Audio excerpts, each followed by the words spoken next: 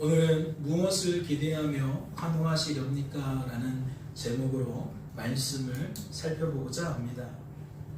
말씀을 같이 보실까요? 그대들의 아버지가 나를 속여 품삯을 10번이나 변경하였느니라. 그러나 하나님이 그를 막으사 나를 해치지 못하게 하셨으며, 야곱은 20년이라는 세월의 무게를 어떻게 버틸 수 있었습니까? 야곱은 힘을 가지고 있던 외삼촌 라반의 횡포 속에서 그 긴 세월의 무게를 어떻게 버틸 수 있었냐는 겁니다. 말씀은 그 이유를 어떻게 소개하죠? 말씀은 야곱과 함께 하시며 야곱을 지키시고 야곱을 인도하시는 하나님 때문에 버틸 수 있었다고 소개합니다. 즉 하나님이 힘의 불균형을 잡아주셨다는 거죠. 하나님이 억울한 일 당하는 야곱의 편이 되어주셨다는 겁니다. 야곱이 여전히 그 긴 세월 속에서 그 긴 세월의 무게를 버틸 수 있었던 것은 다름 아닌 하나님 때문이었다라고 말씀은 소개하고 있다는 거죠. 이는 무엇과 짝을 이루는 겁니까? 그가 외삼촌 라반의 집에 이르기 전에 베델에서 하나님을 만나서 하나님께 듣게 된 그 약속과 짝을 이루는 거죠. 다시 말해 베델에서 야곱을 찾아오셔서 야곱에게 약속하신 것을 신실하게 외삼촌 라반의 집에서 이루어 주신 하나님 때문에 야곱은 외삼촌 라반의 집에서 버틸 수 있었다는 거예요. 숨을 쉴 수 있었다는 거죠. 숨이 턱턱 막히는 상황이었지만 야곱은 어째서 숨을 쉴 수 있었느냐? 어떻게 숨을 쉴 수 있었느냐? 다름 아닌 하나님 때문이었다는 겁니다. 평안을 누릴 수 없는 절망적인 상황이었지만, 기쁨을 누릴 수 없는 참혹한 상황이었지만, 야곱이 그럼에도 불구하고 평안을 누릴 수 있었던 것은, 기쁨을 누릴 수 있었던 것은 여전히 그와 함께 하시며 말씀대로 그를 지키시고 말씀대로 그를 인도하신 하나님 때문이었다는 거죠.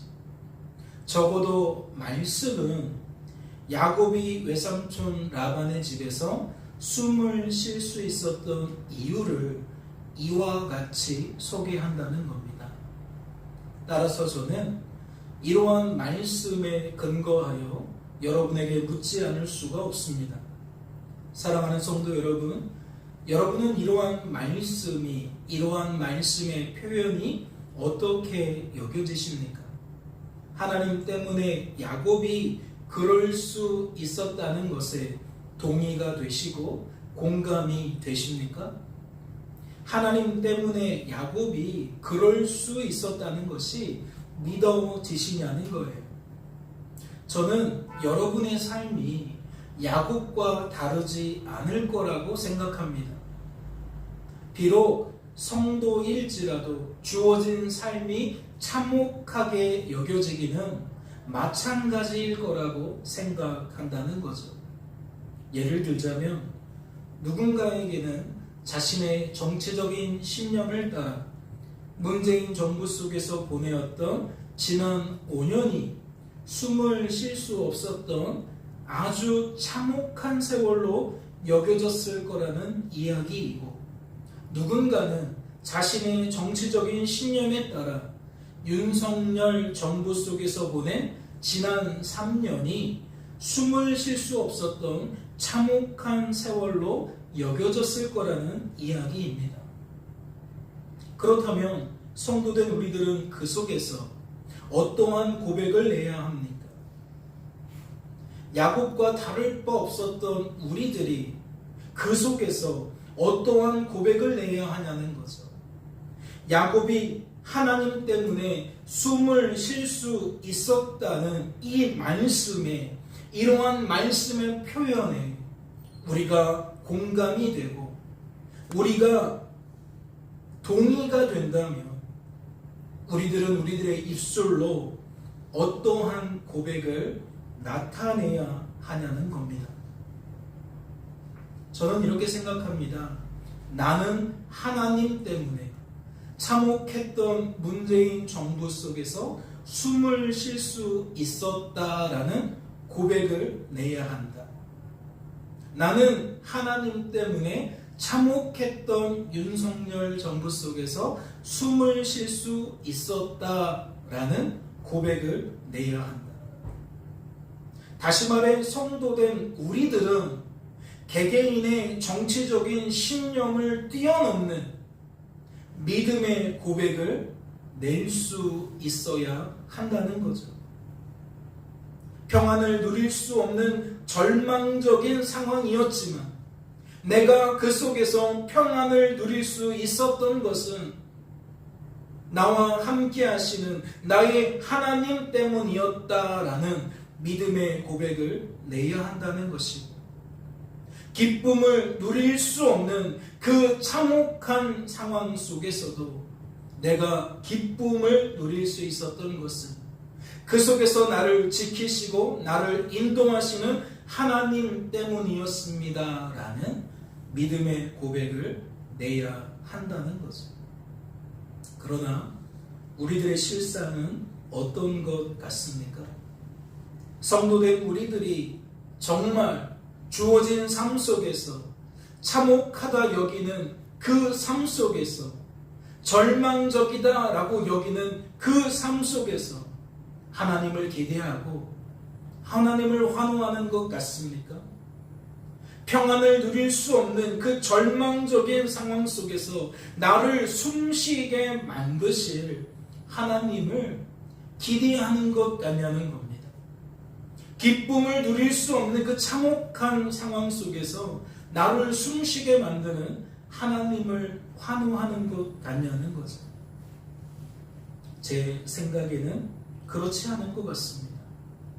하나님을 기대하고 하나님을 환호하는 것처럼 보이지 않는다는 거죠. 성도된 우리들은 하나님 대신 하나님이 아닌 것을 기대하는 것처럼 여겨진다는 것이고, 하나님보다 하나님이 아닌 것을 환호하는 것처럼 여겨진다는 거예요. 하나님께서는 정당이라는 공동체를 통해서도 하나님의 선하신 뜻을 이루실 수 있고, 대통령이라는 개인을 통해서도 하나님의 그 기쁘신 뜻을 이루실 수 있습니다. 즉, 정당을 통해서도 성도된 우리들을 숨쉬게 만들 수 있다는 것이고, 대통령을 통해서도 성도된 우리들을 숨쉬게 만들 수 있다는 것이지요. 창세기 31장 7절 말씀은 그것을 부정하는 것이 아닙니다. 하지만 말씀은 그 이유를 어째서 하나님 때문이라고 소개하는 겁니까? 하나님은 하나님의 뜻을 따라 그와 같이 다양한 방법을 통해 숨을 쉬게 만드시기 때문인 줄로 압니다. 즉, 방법은 다양할지라도 우리들을 주어진 삶 속에서 숨쉬게 만드는 분은 오직 하나님이라는 거죠. 그렇다면 성도된 우리들은 무엇을 놓쳐서는 안 됩니까? 하나님을 놓쳐서는 안 됩니다. 나를 숨쉬게 만드신 하나님을 놓쳐서는 안 된다는 거죠. 즉, 성도된 우리들의 시선은 하나님이 사용하신 방법에 고정될 것이 아니라 하나님께 고정되어 있어야 한다는 겁니다. 그렇다면 그 결과는 무엇으로 이어질 수밖에 없습니까? 내가 하나님께 나의 시선을 고정하고 있다면 그 결과는 무엇으로 나타날 수밖에 없냐는 거예요. 예, 하나님을 환호하는 것으로 나타날 수밖에 없습니다. 어떠한 정당을 통해서 내가 숨쉬게 되었다 할지라도 나는 하나님을 향해 환호할 수밖에 없다는 거죠.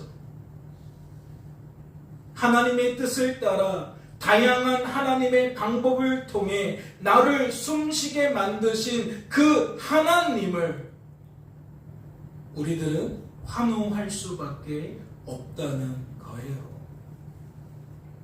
그렇다면 그 결과는 또 무엇으로 이어지겠습니까? 절망적인 상황 속에서 기쁨을 누릴 수 없고 평안을 누릴 수 없는 그 참혹한 상황 속에서 하나님 때문에 하나님을 환호하게 될 수 있었던 그 사람은 그 다음 행보가 무엇이겠냐는 거죠. 저는 다시 하나님을 기대하는 것으로 이어질 거라고 생각합니다.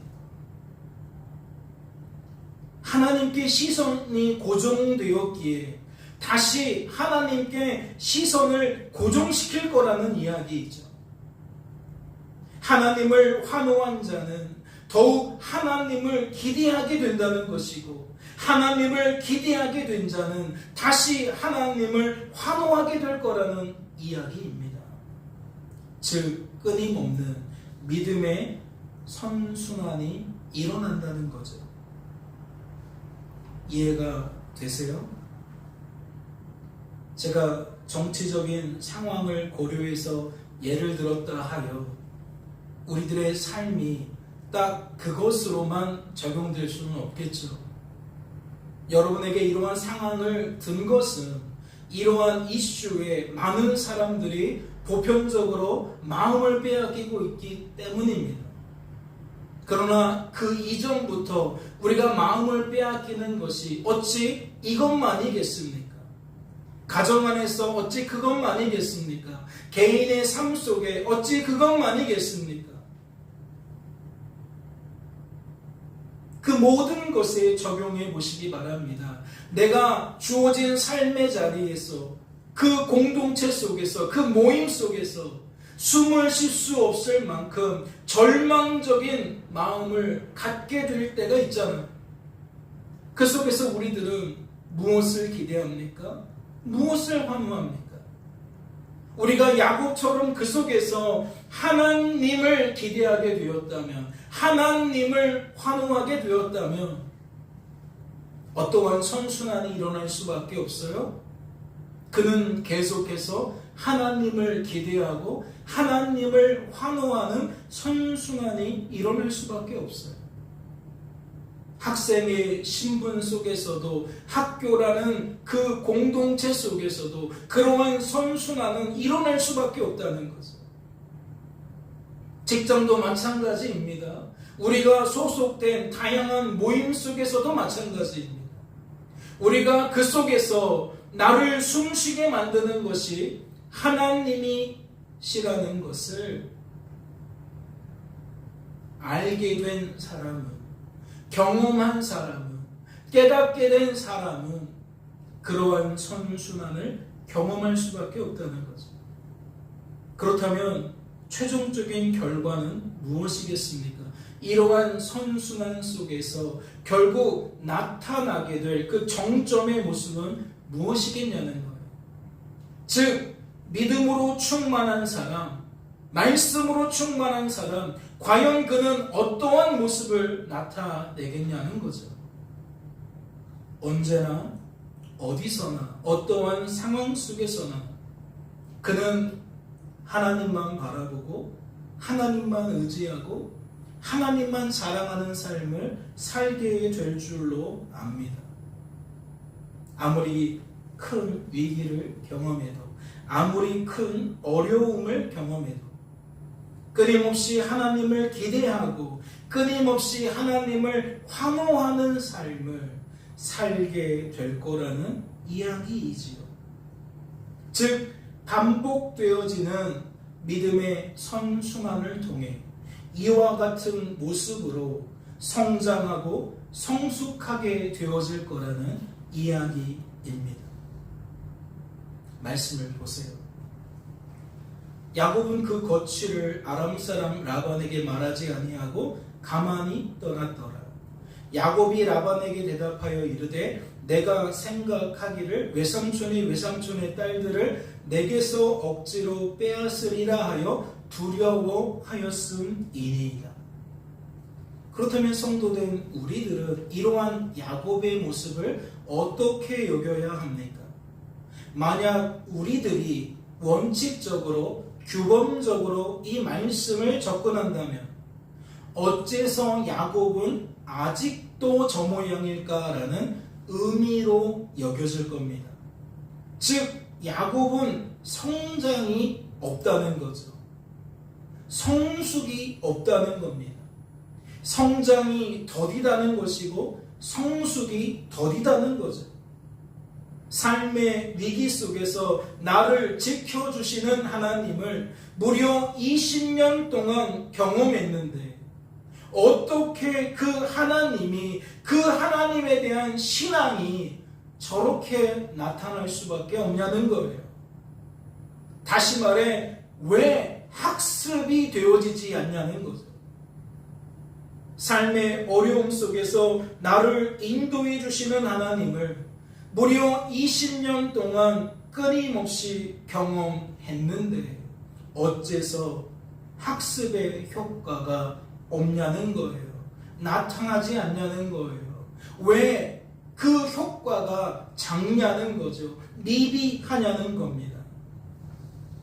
즉 어째서 여전히 어째서 아직도 하나님을 기대하지 않는 자처럼 행동하고 하나님을 환호하지 않는 자처럼 말하냐는 거죠. 그렇다면 그 이후로 가장 타당한 것은 무엇일까요? 이러한 야곱의 모습을 무엇으로 변호해야 여러분에게 가장 타당하게 여겨지겠냐는 겁니다. 가장 좋은 것은 창세기 31장 7절 말씀의 의미를 대폭 축소하는 것인 줄로 압니다. 야곱은 외삼촌 라반의 집에서 하나님의 구원의 손길을 경험했지만 끊임없이 경험한 것은 아니다라는 거죠. 하나님께서 그가 숨을 쉴 수 있게 만드신 것은 손에 꼽는 몇 가지 사건에 불과하다는 겁니다. 즉 야곱은 믿음의 선순환이 일어날 만한 경우가 아니었다는 거죠. 상황이 아니었다는 겁니다. 20년 동안 간헐적으로 경험한 구원의 손길이었기 때문에 모두 그때뿐이었다는 거죠. 잠시뿐이었다는 겁니다. 다시 말해 과거의 흐릿한 추억은, 과거의 미미한 추억은 오늘날 그의 삶 속에 큰 영향력을 행사할 수가 없다는 거죠. 이해가 되세요? 20년 동안 하나님을 발견하게 된 것은 1년에 한 번밖에 없다는 거예요. 2년에 한 번밖에 없다는 거예요. 3년에 한 번밖에 없다는 거예요. 외삼촌 라반에게 고통당하기는 날마다인데 하나님 때문에 마음의 짐이 덜어지기는 손에 꼽힌다는 거죠. 그러니 사람이 변화될 수 없다는 거예요. 사람이 성장할 수 없다는 거죠. 또한 야곱의 고백이 담고 있는 진정성을 훼손하는 것인 줄로 압니다. 하나님이 그를 막으사 나를 해치지 못하게 하셨으며 라는 것은 그의 진실된 신앙 고백이 아니었다는 거죠. 이는 자신의 두 아내를 설득하기 위해, 즉 고향으로 돌아가기 위해 사용되어진 표현에 불과했다는 겁니다. 레아와 라헬의 마음을 돌이키기 위해 필요 이상으로 하나님을 부각했을 뿐이라는 거죠.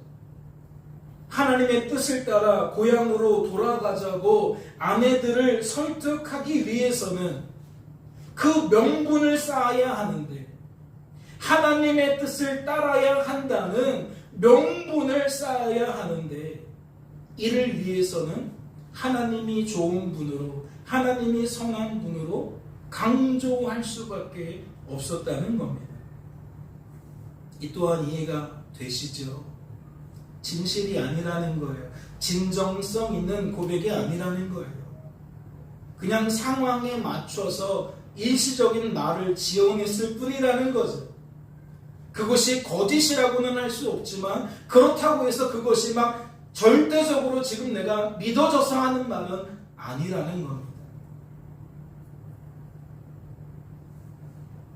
하지만 이러한 모든 추론은 가장 설득력 있어 보일지 몰라도 망상에 불과합니다. 허상에 불과합니다. 왜냐하면 오늘 본문만큼은 결코 그렇게 볼 수가 없기 때문입니다. 말씀을 보세요. 내가 주께 간구하오니 내 형의 손에서 에서의 손에서 나를 건져내시옵소서. 내가 그를 두려워하면 그가 와서 나와 내 처자들을 칠까 겁이 나기 때문이니이다. 야곱은 하나님께 어떠한 마음으로 기도하고 있습니까? 야곱은 하나님께 기도할 때에 자신의 심정을 어떻게 표현하고 있냐는 거예요. 내가 그를 두려워하면 그가 와서 나와 내 처자들을 칠까 겁이 나기 때문입니다 라고 기도하고 있습니다. 이와 같이 자신의 심정을 표현하고 있다는 거죠. 그렇다면 이것은 무엇과 비슷합니까? 무엇과 닮아 있습니까? 창세기 32장 11절에 나타난 이러한 야곱의 반응은 무엇과 유사하냐는 거예요. 직전에서 야곱이 나타냈던 그 반응과 너무나도 유사하죠. 야곱이 라반에게 대답하여 이르되 내가 생각하기를 외삼촌의 딸들을 내게서 억지로 빼앗으리라 하여 두려워하였음이니이다. 즉 자신을 추격해온 외삼촌 라반에게 말했던 당시 그 심정과 너무나도 닮아있다는 거예요. 앞서 살펴본 것에 근거하여 창세기 31장 31절에 나타난 이러한 야곱의 반응은, 이러한 야곱의 마음 상태는 어느 정도 설득력을 가질 수 있을 겁니다. 지난 20년 동안 고통당한 것은 산을 이루고 강을 이루는데, 하나님 때문에 평안을 맛보고 기쁨을 맛본 것은 손에 꼽힐 정도밖에 안 되니, 그는 외삼촌 라반 앞에서 이렇게 말할 수도 있을 것 같다는 거죠. 어느 정도의 설득력은 있어 보인다는 겁니다. 과거의 흐릿한 기억이, 과거의 미미한 기억이 오늘 나에게 주어진 이 오늘이라는 시간 속에서 커다란 영향력을 발휘하기란 쉽지가 않으니까, 어느 정도 일리가 있다는 거죠. 하지만 이제부터는 무엇을 주목해야 합니까? 추격해온 외삼촌 라반을 통해 야곱이 무엇을 경험하게 되었는지를 주목해야 합니다. 그날 이 사건 속에서 야곱이 경험한 것이 무엇입니까? 너를 해할 만한 능력이 내 손에 있으나 너희 아버지의 하나님이 어젯밤에 내게 말씀하시기를 너는 삼가 야곱에게 선악간에 말하지 말라 하셨느니라 라는 거예요. 즉 야곱을 지키시는 하나님이 아니었다면 야곱은 그날 그 밤에 외삼촌 라반의 손에 의해 살해될 수도 있었다는 거죠. 야곱은 절체절명의 상황 속에서 하나님 때문에 숨을 쉴 수 있었다는 겁니다. 즉 창세기 31장 7절 말씀에 돌아난 이 야곱의 표현, 하나님이 그를 막으사 외삼촌을 막으사 나를 해치지 못하게 하셨으며 라는 이 표현, 이 말의 진정성, 반박 불가하다는 거죠. 왜요? 그날 그 밤에 외삼촌을 막아서 나를 죽지 않게 만드셨으니까, 하나님이 나를 숨쉬게 만들었을 테니까. 야곱은 이 경험을 통해 31장 7절에서 말하는 이 고백이 진정성 있는 고백으로, 과거의 희미하고 미미한 추억이 아니라 오늘 나에게 생생하게 역동성을 갖고 있는 기억으로 전환되었을 거라는 거죠. 과거에 하나님이 손에 꼽힐 정도로 나에게 설령 은혜를 베풀었다 할지라도 지금 이 절체절명의 상황 속에서 나를 지켜주시는 하나님을 경험한 이 일을 통해 야곱은 모든 면에서 충만한 상태로 전환이 되었을 거라는 이야기예요. 그렇다면 이러한 학습은, 이러한 경험적인 학습은 어떠한 결과로 이어져야 합니까? 어떠한 효과로 나타나야 하죠? 야곱으로 하여금 하나님을 환호하는 것으로 나타나야 합니다. 하나님을 기대하는 것으로 나타나야 한다는 거죠. 이 일의 파급력이 크면 클수록, 야곱에게 차지하는 비중이 커지면 커질수록 다시 하나님을 환호하는 것으로, 다시 하나님을 기대하는 것으로, 더욱 하나님을 환호하는 것으로, 더욱 하나님을 기대하는 것으로 나타나야 한다는 겁니다. 다시 말해 성장이라는 결과로, 성숙이라는 결과로 이어져야 한다는 거죠.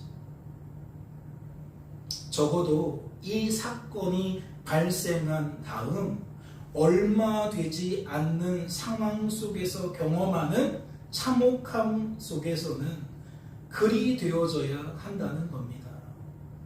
이 일을 경험하고 또다시 시간이 한참 흘러서 1년 뒤에 2년 뒤에 절망적인 어떠한 상황을 경험하게 된다면 설득력을 잃어버릴지 몰라도 적어도 이 일을 통해 근자에 다시 한번 참혹한 상황 속에 내몰리게 된다면 적어도 야곱은 그 속에서 하나님을 기대하고 하나님을 환호하는 모습으로 반응해야 한다는 거죠. 그런데 야곱의 모습은 어떠했던 겁니까? 얼마 지나지 않은 상황 속에서 또다시 두려움에 사로잡히게 된 겁니다. 결코 직전에 경험한 일이 파급력이 작아서가 아니에요. 직전에 경험한 그 일이 작은 일이어서가 아니라고요. 목숨이 경각에 달려있는 절체절명의 상황 속에서 하나님이 그를 막으사 야곱을 해치지 못하게 하신 사건인데 어떻게 미미하게 여길 수 있어요? 어떻게 별것 아닌 것처럼 여길 수 있습니까? 그러나 오늘 야곱의 모습은 무엇을 방증합니까? 그럼에도 불구하고 야곱은 제자리였다는 것을 방증합니다. 마치 평소보다 훨씬 더 빠른 속도로 기억이 흐릿해진 것처럼, 기억이 미미해진 것처럼 그는 시간적으로는 굉장히 짧은 시간이 흘렀지만 나타내는 반응은 20년 속에서 늘 그러했던 그 모습 그대로를 반복하고 있다는 거죠.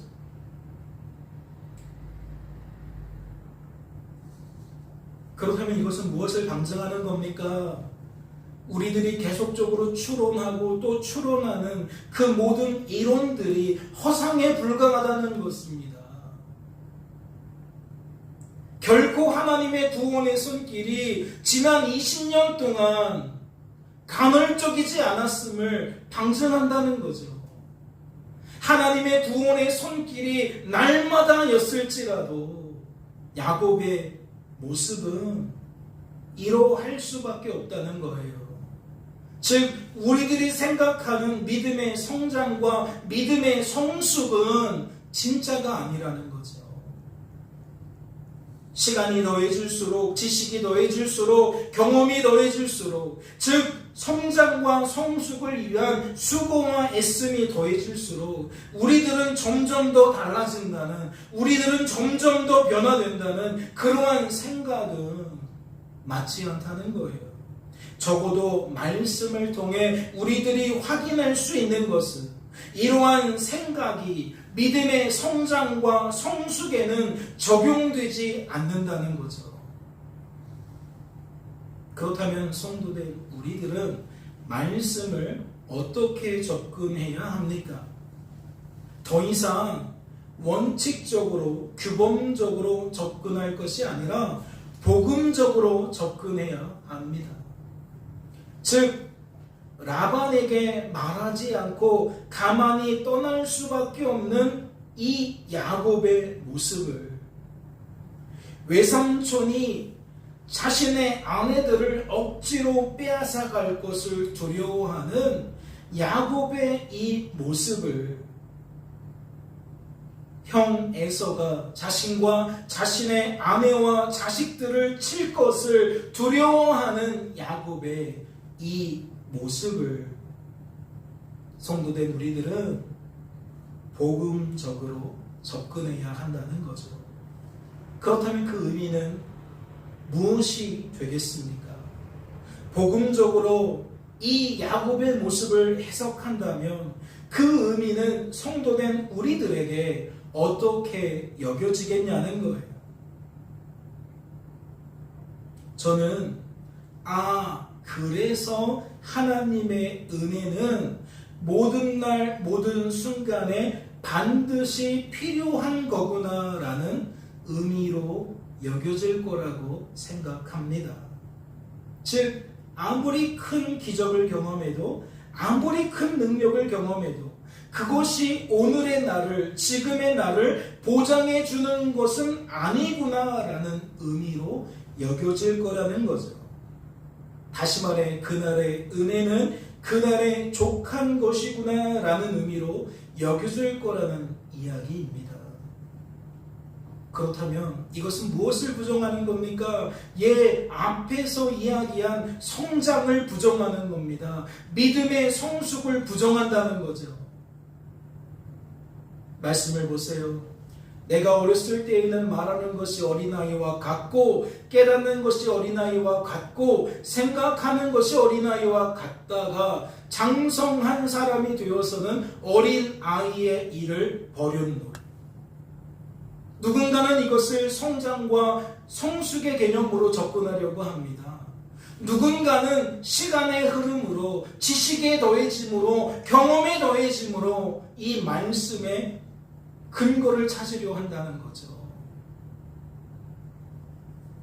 하지만 이 말씀의 의미는 무엇이 되어야 하는 겁니까? 하나님이 지켜주시지 않으면, 하나님께서 은혜를 베풀어 주시지 않으면 악하고 약하고 무능한 인생은 언제나 어린아이일 수밖에 없다는 거예요.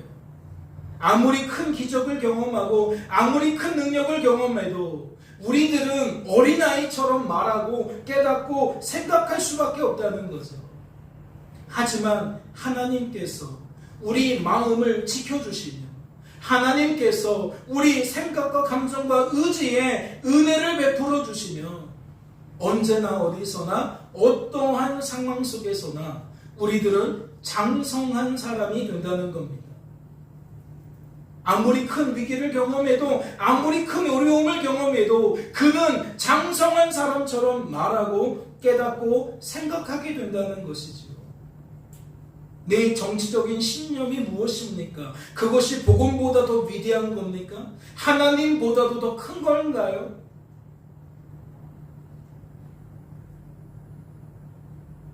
내가 가지고 있는 어떠한 이론들이, 내가 가지고 있는 어떠한 가치관들이 결코 복음보다 클 수 없고 하나님보다 클 수 없습니다. 따라서 우리들은 이러한 말씀에 근거하여 무엇을 할 수 있는 겁니까?